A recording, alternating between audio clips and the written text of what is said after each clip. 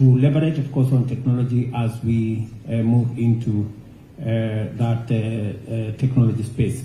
And it's not just government business. We're trying to expand the digital footprint around the country. We are currently engaged between the Ministry of ICT, Ministry of Power and Energy to spread the fiber optic footprint around Kenya. And that has its own competitive issues. I know I have my CEO for Safaricom here. Sometimes he's not very happy with me for bringing other characters like Elon Musk and others into the space. But you see, I keep encouraging Peter that competition makes you, keep ahead. And he's been doing pretty well, I must admit. He's really upped his game. And so that element of competition, and that is why even as we have a conversation with Visa, we're also in conversation with MasterCard, and we are in conversation with others, because we want to keep that space competitive. And I just want to confirm here that we're doing 100,000 kilometers of fiber optic around Kenya. We want to connect 10,000 institutions, hospitals, schools, markets, with hotspot and with fiber optic, so that we can expand e-commerce, we can access government services, because shortly we want to run a paperless government.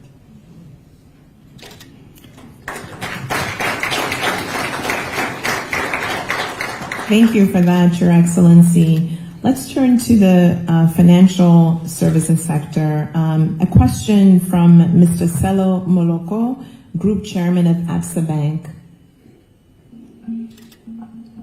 Good morning, Mr. President. My name is Sello Moloko from South Africa.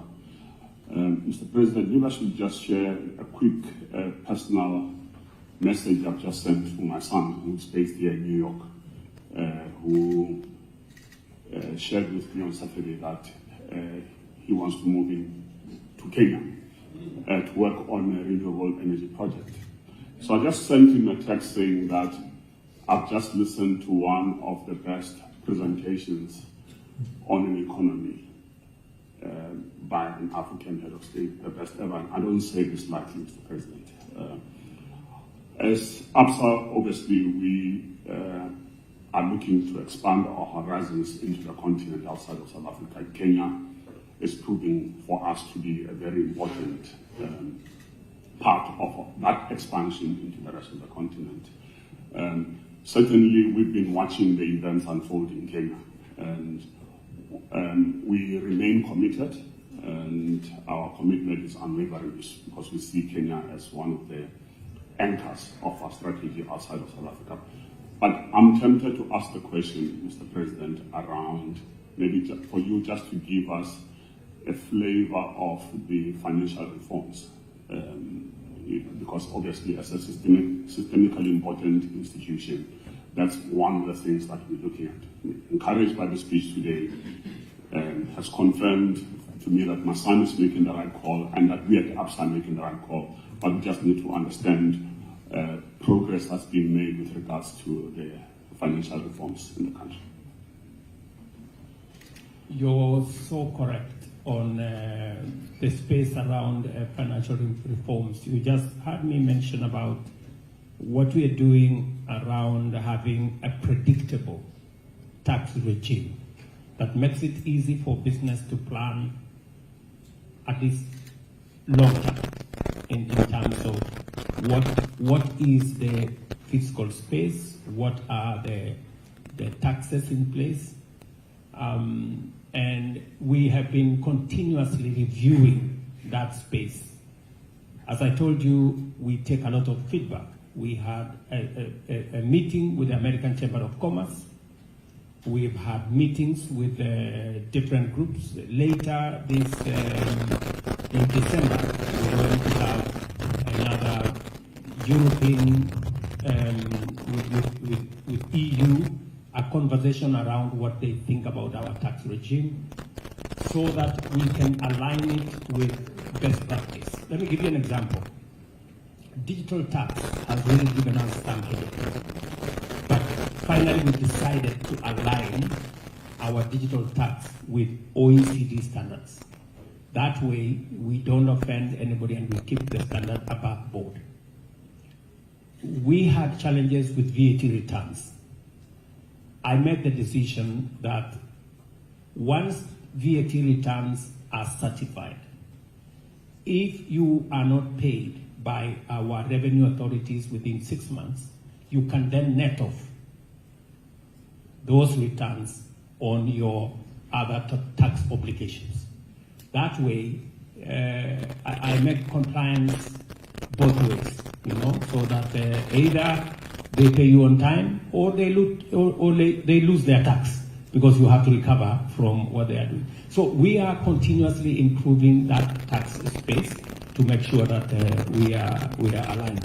Let me also say that the reason why we are expanding space around special economic zones, around export processing zones, is because we want to have a predictable regime in that space that has clear tax incentives that you can think about 10 years, you can plan 20 years as you invest in that space.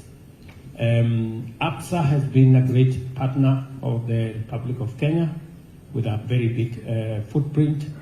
I am happy that you are thinking about that space one more time. And if there is anything that we can do specifically for APSA, please let us know. We will be at hand to deal with it. I have my Chief of Staff here, Eden, who is for your information. He's a former employee of APSA. So he knows his way around. Thank you, Your Excellency, and thank you, Mr. Moloko, particularly for that personal vignette. Let's turn now to Mr. Charles Murito. His Excellency referenced the 30% request of shares from Google previously. Mr. Murito is Director of Sub-Saharan Africa for Google. Do you have a question for the President? I answered all his questions. That you did. So, Your Excellency, I think what I may ask is perhaps make a quick comment, especially as Kenya is working towards its economic prosperity journey. It's imperative for us to really harness the power of AI, which I was happy that no one mentioned it before, so that at least I get the opportunity to be the first to talk about it here. But as we think about that, AI is definitely going to have great impact, not just in terms of the technology itself, but thinking about some of the things that you mentioned around agriculture, around health, education as well. And it's something that really we think about as what we call a general purpose technology, which is really the foundation of everything else to be built upon. So it's not about technology itself, but really what it can do to accelerate the economic growth. And as we know, we in Africa definitely need that. So, Your Excellency, as you know, we did sign our joint statement of collaboration earlier this year in DC, and there's been quite a lot of progress in that around the national AI policy, and I commend your government for working closely on that.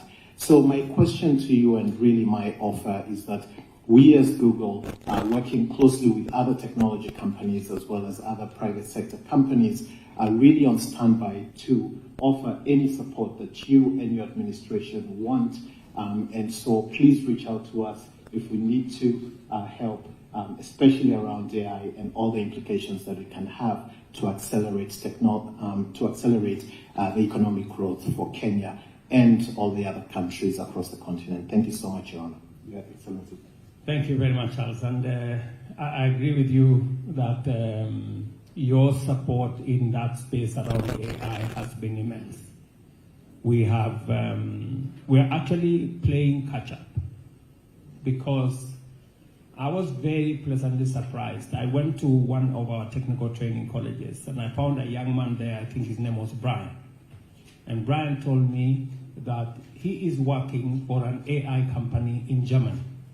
And this is a college that is in remote Kenya, 400 kilometers from Nairobi.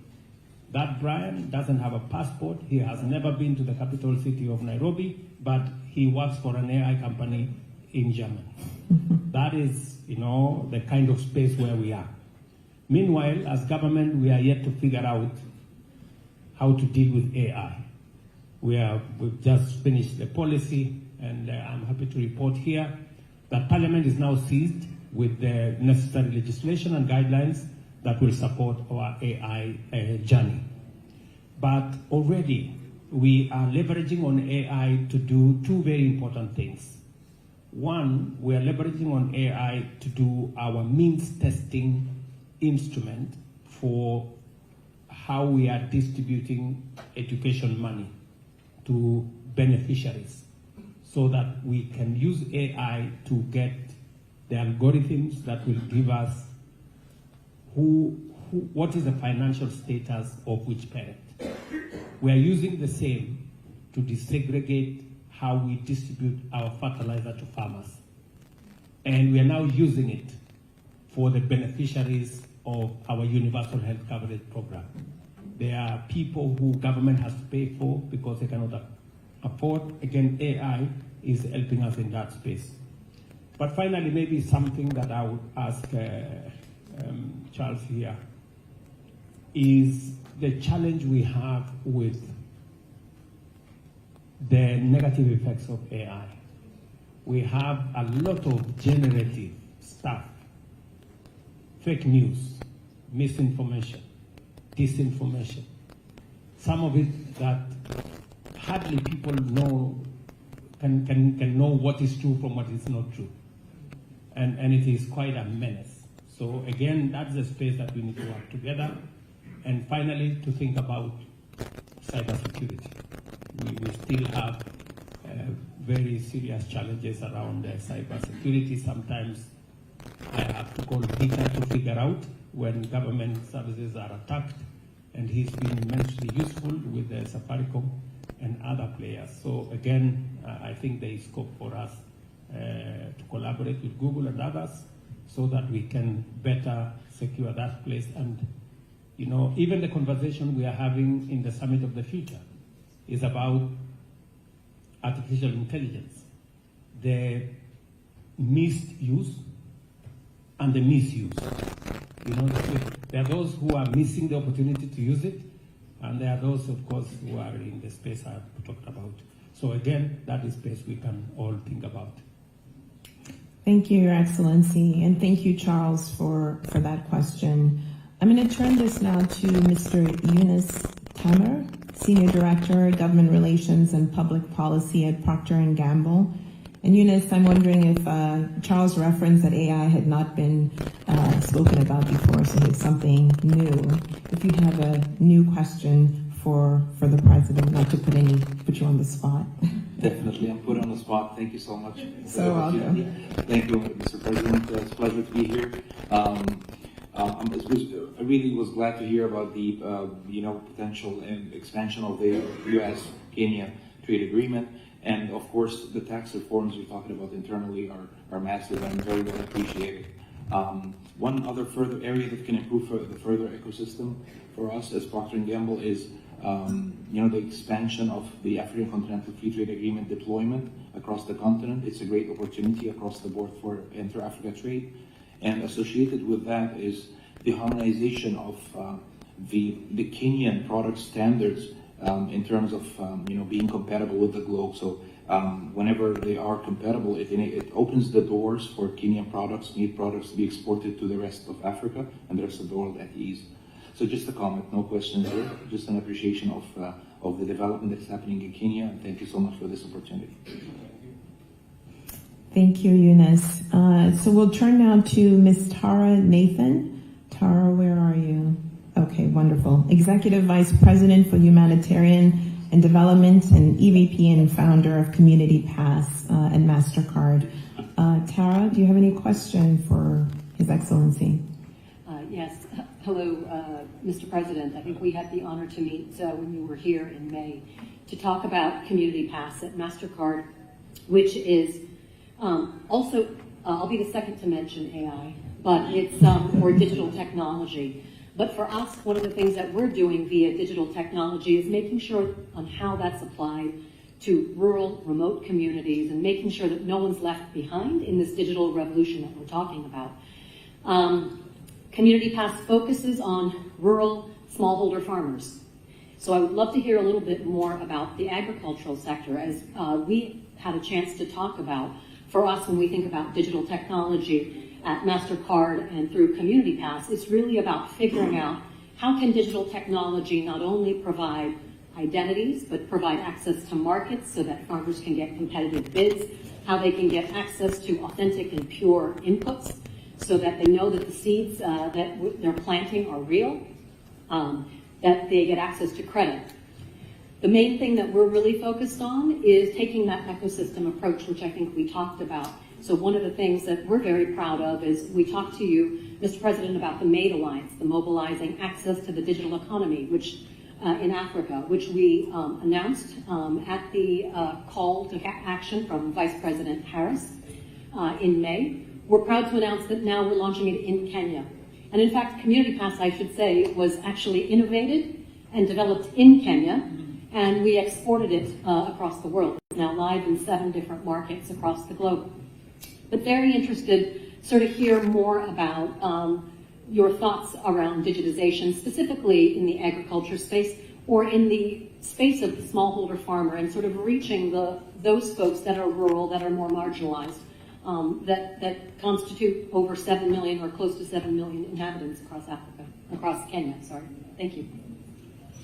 Thank you very much. A year and a half ago, we decided that we are going to distribute our fertilizer on a digital platform using e-voucher. We registered 5 million farmers, and every farmer today in Kenya has a voucher that gives them a government subsidy, and therefore they pay less what the government has subsidized on fertilizer. It is amazing. And in fact, I went to one of the depots to see. There is no cash. Everybody has come with their phone, with their voucher, and they are paying using a digital platform. It has done 3 things for our Kenyan farmers. It has increased efficiency, it has increased transparency, and today we have a record as government as to how much money we are going to pay, because we can easily reconcile the vouchers that have been given out by our depots from what the farmers have bought. And number 3, it has also given us accuracy that farmers are buying seeds and fertilizer that is certified by our KEFIS, the certifying agency in Kenya. So Peter here will tell you they worked with us on developing, again, the voucher framework with them, and many banks are part of that ecosystem. And I'm sure my good brother here from NCBA can confirm that the banking industry are now part of that ecosystem of working with us on that digital platform to be able to distribute fertilizer. One last thing is it's very interesting today on the predictability of weather. I mean, the simple gadgets that today are being used by farmers to know when to plant. They can predict up to a month of what's going to happen. And I find, even in my farm, that my farm manager can tell me we should plant on Tuesday next week because there will be rain on Thursday and Friday. And that really is phenomenal. This is something that has never been the case. So there is much more accuracy, especially in the context of climate change, on when farmers can plant, on when they can do the next step. And therefore, I would look forward to the rollout of the technology you have talked to me about, and hopefully we can build it into the ecosystem that exists at the moment. Thank you, Your Excellency. Last question we have from John Kachora of Kenyan Private Sector Alliance. We heard earlier from Jazz for KEPSA. John, where are you? I am here. I couldn't find you in the audience. That would be why.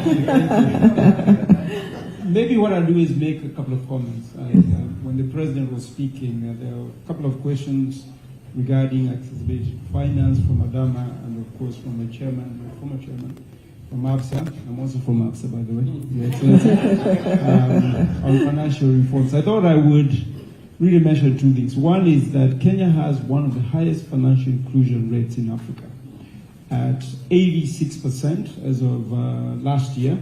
It's one of the highest in Africa. Beyond that, I think, is the question of what the government has done.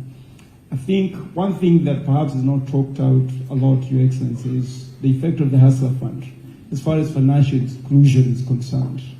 Quite often we measure financial inclusion in terms of transactions, and of course M-Pesa has done a very good job of bringing people into that. But I think really financial inclusion must have the other two components, which is savings as well as borrowings. And I think what Hustler Fund has done is bring the rest of the population that was doing transactions at M-Pesa but not being able to borrow and to save into that saving culture. So today I would say that number, I'm waiting for the next survey. I would say, Your Excellency, I'll be surprised if you're not over 90% in terms of financial inclusion. So really good job on that. I think the other comment that perhaps I would make is that obviously there was the news about Kenya getting grey listed as far as India is concerned. And I think what is, again, I would like to talk about is the reforms that the government has put in place to make sure that Kenya is on the global standard as far as AML and financing of crime is concerned. Parliament enacted a very strict law that really put us on a very global scale. If you look at our laws today, are probably the best in the world as far as this AML issue is concerned. So really, those are the two reforms I want to talk about as being key things that the government has done. I think beyond that, the President has talked about the digitization of government services. I would say today, Kenya is a country where you can pay for everything to do with government on the digital line. Yeah, it doesn't matter who you are, you can get on it and make payments. And I think that really has helped, one, in terms of education, two, in terms of the use of AI, as the President has talked about. And the last one I would say, Your Excellency, is that I'm also a small-scale farmer. I have my voucher for fertilizers, so I want to say I'm living evidence. Thank you. Thank you. By the way, John, I also have mine. Thank you, John. Well, ladies and gentlemen, a round of applause to thank President Ruto.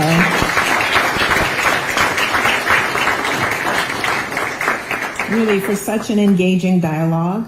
I think a couple takeaways. One is all roads lead from ABSA, apparently, to Kenya. But really, just exciting to hear of the significant incentives that are being put in place in Kenya to support business. It's an exciting time to invest. I'd like to invite Peter Ndegwa, CEO of Safaricom, to come and give some brief closing remarks. And then we'll have a vote of thanks and bring our program to a close. Thank you, Peter.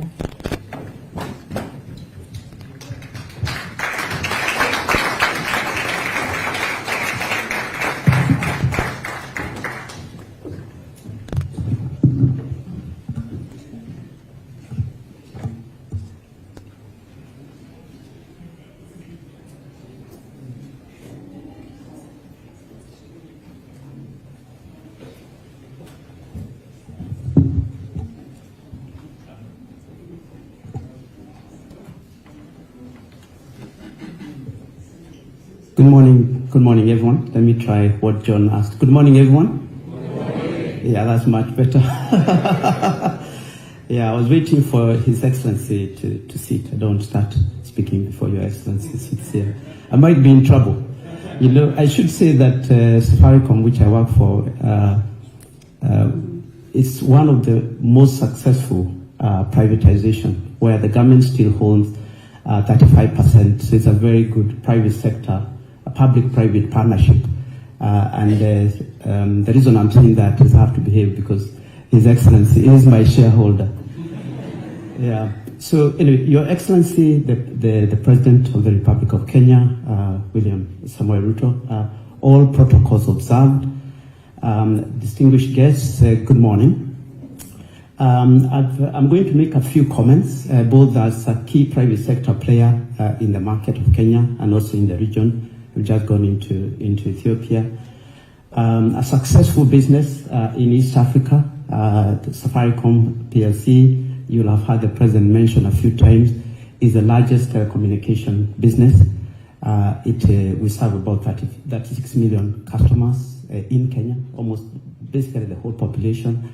And also the pioneer of M-Pesa, which is the most successful mobile payment platform in the region, and actually I should say globally has set the standards, transacts about $1 billion every day, and actually the international money transfer, which is all the money the diaspora send to the country, is now just about $4.5 billion, of which about half comes from the US. So when the President, who is our Chief Marketing Officer, actually speaks about Kenya being a digital hub, it is actually true, and we have demonstrable local companies that are leading the way in the region. And we've just now gone into Ethiopia, where we are investing about $2.5 billion to start a new operation and also see another success with mobile money. So delighted to be here. It's been quite an engaging forum this morning. Thank you, Excellency, for marketing our country, and also all the other speakers who have spoken about and showcased Kenya. The private sector continues to actively contribute to the economy through job creation, technology and infrastructure investment, and community programs. And as we see at Safaricom, it's about not just technology, but using technology to provide solutions that solve societal problems, whether that is in healthcare, you'll have heard, in agriculture with the vouchering program, driving digital inclusion and also financial inclusion across the country. The private sector plays a vital role in accelerating the SDGs, and we are all here this week to talk about the SDGs, which we know are behind, and private sector plays a crucial role in this area, and SDGs are crucial for development. We will be participating in several stakeholder forums this week, where we will look at how best to approach key SDGs targets and follow up with commitments towards achieving them. As Kenya business leaders, we are privileged to have the support of our government, the leadership of His Excellency William Ruto. When I listen to the President always speaking, we say no more. He is our Chief Marketing Officer who has enabled efforts to drive innovation and economic outcomes through a digital superhighway, which you'll have heard him speak about. The digital superhighway has created opportunities in streamlining government services, which has improved outputs and digitization of records. This has been facilitated by private sector investment in technology, some of which were mentioned today, and we are very happy to be involved. And this is broad partnerships between banks, technology companies, private sector players across the board. Our role as private sector has been to support digital transformation by investing in infrastructure, in financial support, and you'll have heard John speaking, and also in training. So I urge everyone in the room and potential investors in particular from the US to take this opportunity to invest in Kenya and to take cognizance of the digital revolution that is happening. As members of KEPSA, we are ready to support any engagement with the public sector and deepen private sector involvement in steering the economy forward. And very happy to be here. and thank you for your participation. Thank you very much this morning.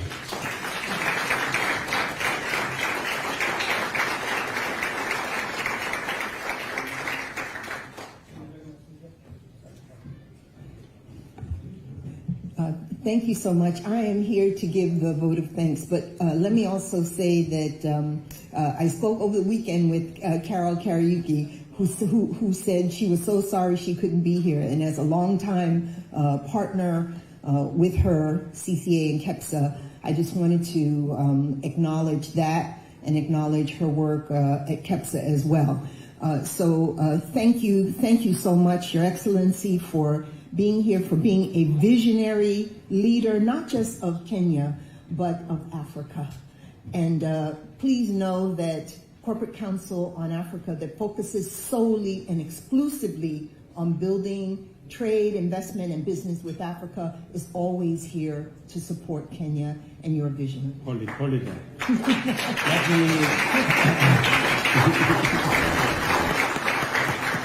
Thank you very much. I know this is out of protocol, but I just thought of saying just one thing. Peter has spoken very eloquently about what we're doing, and that government of Kenya is a shareholder in his. And when he mentioned shareholder, I thought about dividends.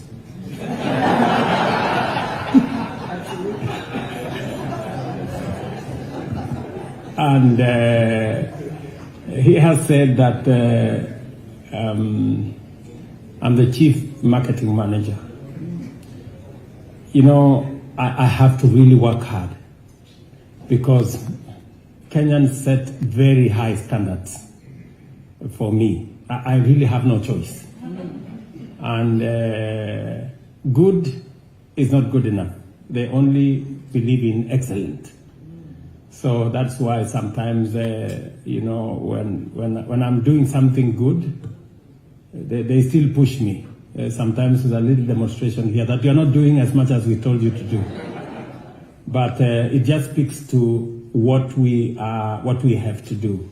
And as we do that in Kenya, and I have spoken to you broadly about the expanded Pan-African space.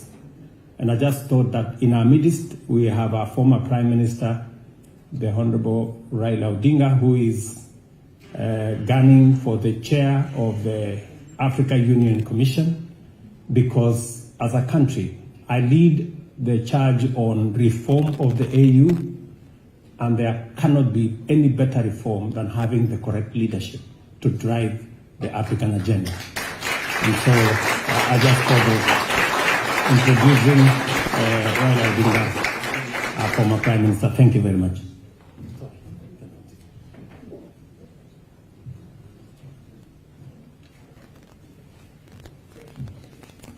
Thank you, Your Excellency, and thank you, Flory. With that, we bring our conversation to a close. What a treat to have had these remarks from the President of Kenya, as well as this engaging dialogue with the business leaders, both within the U.S. and in Kenya. Thank you all so much. I'd ask if you could stand as the President and his dignitaries leave the room. Thank you so much.